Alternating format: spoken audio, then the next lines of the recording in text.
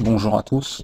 Avant de revenir sur le sujet de Diodo, Soral et des attentats avec un S, je voudrais d'abord revenir sur la vidéo précédente et faire des corrections, des précisions. Et donc après cela, je reviendrai au sujet de la vidéo. Et donc non, Salim n'était pas en Syrie en novembre 2015, il était en Iran en 2014, à Téhéran, à Qom, mais il n'était pas en Syrie, à Damas, Latakié, Maaloula.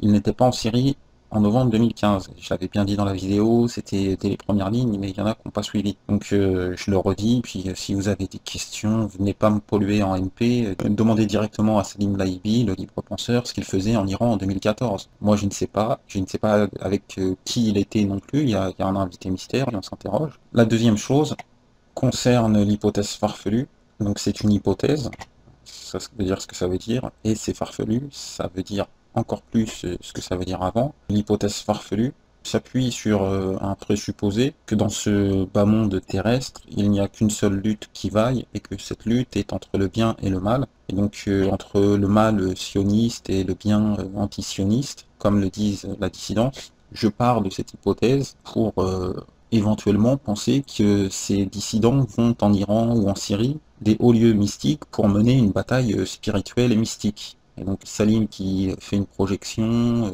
Kémy Séba qui fait une transe, ou Jean-Michel Vernochet qui fait une possession, ce sont des hypothèses farfelues. Après j'ai dit oui en effet que Jean-Michel Vernochet était dans le cas d'une possession chiite. On peut encore dire chiite, c'est pas interdire de dire chiite.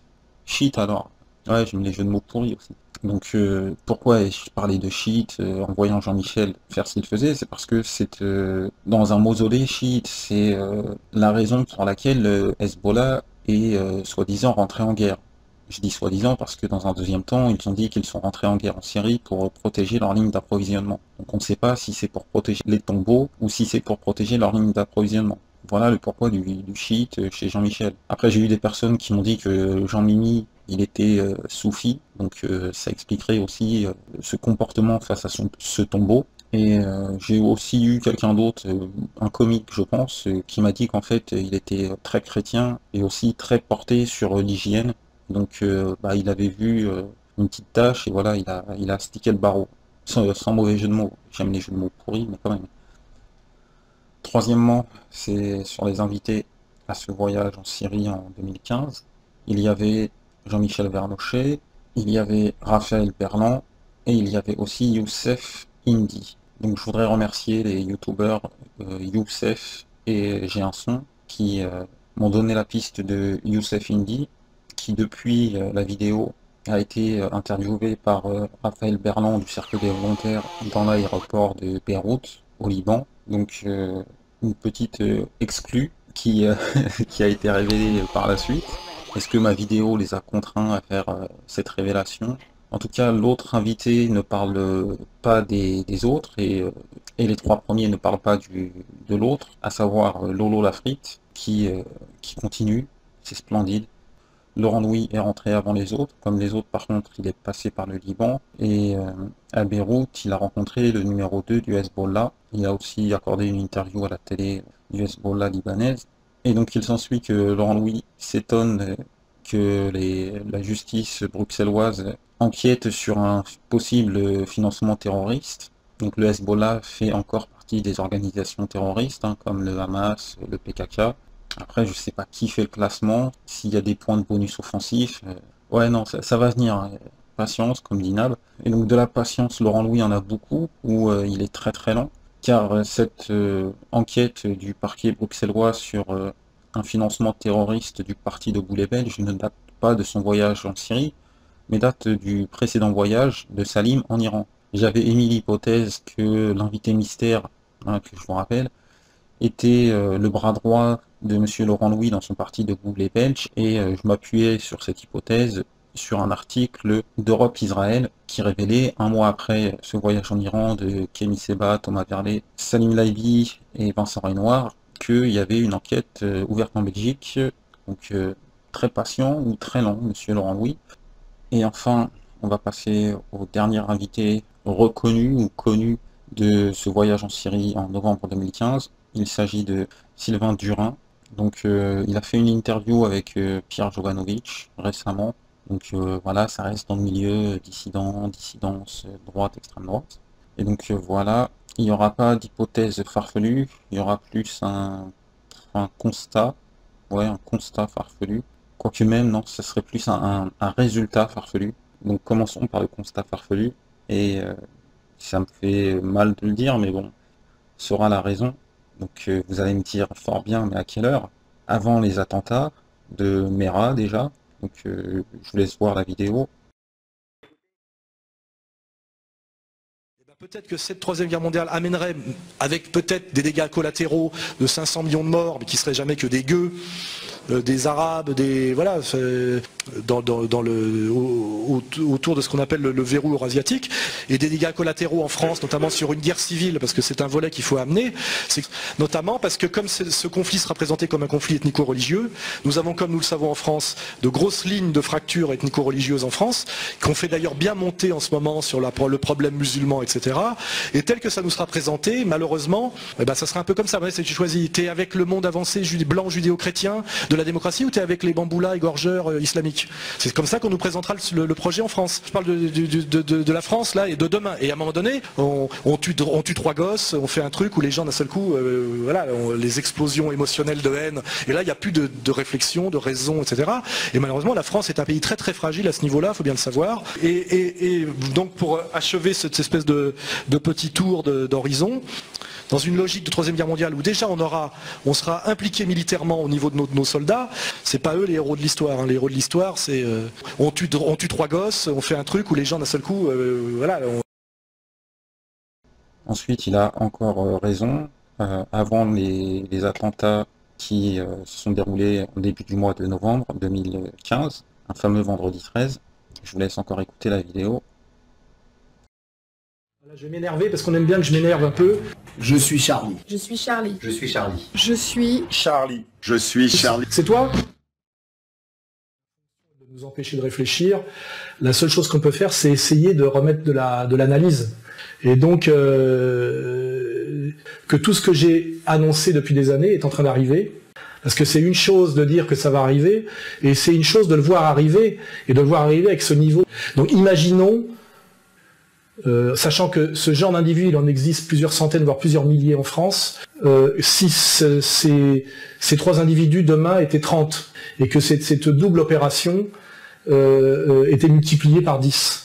Nous arrivons exactement à ce que j'annonce depuis des années, le blocage intégral de l'État français. Hein. Et je rappelle d'ailleurs que le slogan qu'on entend aujourd'hui... Je suis Charlie. Je suis Charlie. Je suis Charlie. Je suis Charlie. C'est toi?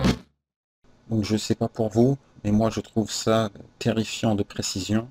On peut aussi rajouter qu'en plus d'une trentaine d'hommes répartis en deux groupes qui causent l'état d'urgence, il donne aussi un chiffrage des victimes. Hein. On passe de 10 à multiplier par 10, 100, donc plus de 10 à plus de 100 victimes. Donc soit Soral peut ouvrir un cabinet de voyance, il va falloir qu'il élargisse un petit peu ses produits. On peut imaginer guérison de maladies rares, cancer du bras, sida des cheveux, retrouve vos objets perdus, téléphone, le doudou du dernier, retrouve votre animal de compagnie perdu, c'est un peu plus cher, retrouve votre amour perdu, même mort.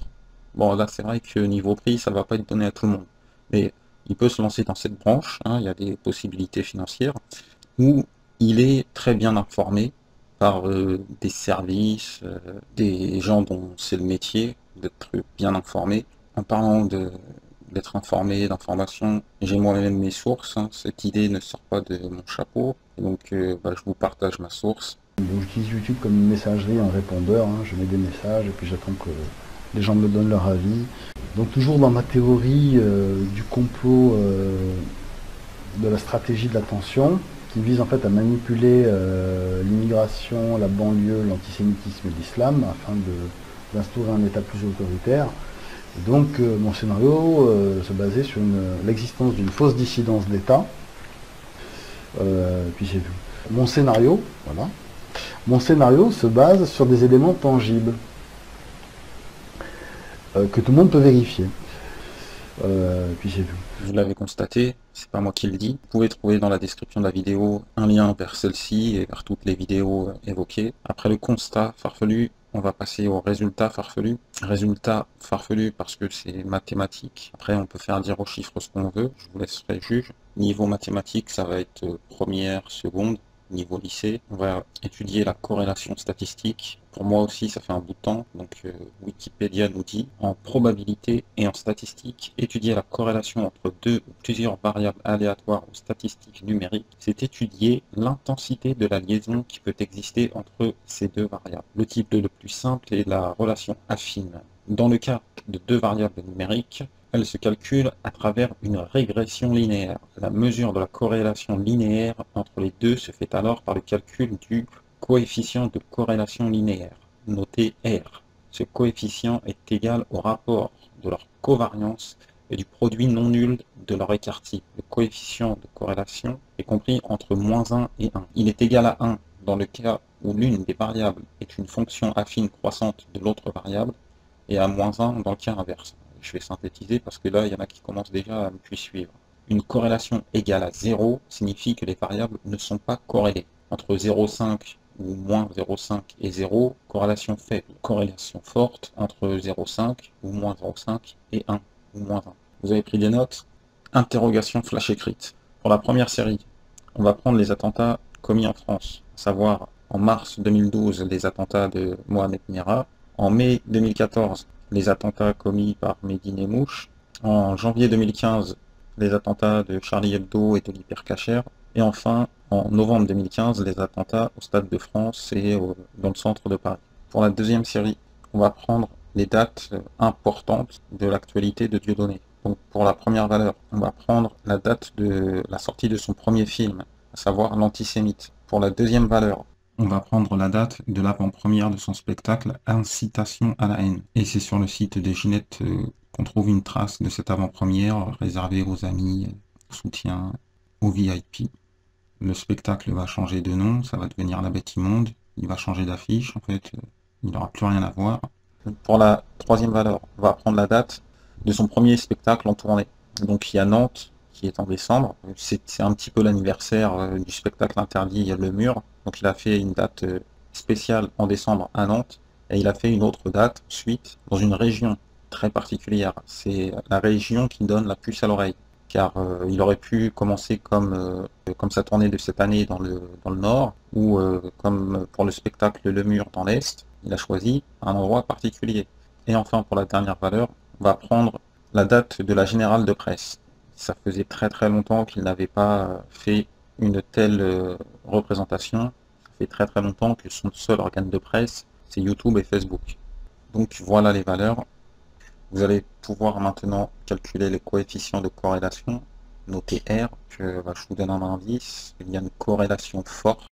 Attention, ne me faites pas dire ce que j'ai pas dit. Je vous ai dit que le résultat il est compris entre 0,5 ou -0,5 et 1 ou -1. J'ai pas dit que les terroristes étaient des dieudonnistes soraliens, ou que Dieudonné et Soral étaient des émirs d'Al-Qaïda et de l'État islamique.